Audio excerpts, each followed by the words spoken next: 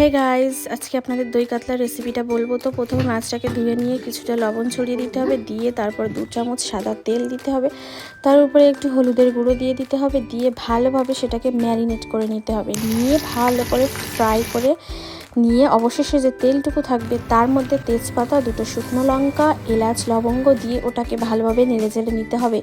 তারপরে পরিমাণ মতো পেঁয়াজের পেস্ট দিয়ে দেবেন, দেওয়ার পর ওটাকে ভালোভাবে কষিয়ে নেবেন। তারপরে নিয়ে তার মধ্যে 2 চামচ আদা রসুনের পেস্ট দিয়ে দেবে। ওটাকে আবার ভালোভাবে নেড়েচেড়ে কাজু বাদাম, মৌরি আর পোস্তর পেস্ট দিয়ে দেবেন ওর মধ্যে, দিয়ে ওটাকে আবার ভালোভাবে কষাবেন। কষিয়ে নিয়ে আপনাদের যখন মনে হবে যে একটু তেল তেল বেরিয়ে এসছে তখন একটু জল দিয়ে দেবেন, দিয়ে তারপরে একটু ধনের গুঁড়ো, জিরের গুঁড়ো দিয়ে দেবেন, দিয়ে ভালোভাবে নেড়েচেড়ে নেবেন।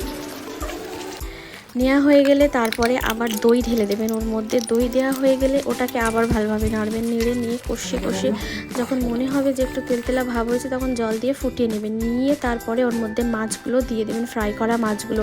তারপরে এই তো আমাদের রেডি হয়ে গেল দই কাতলা recipe. Thank you guys, keep watching.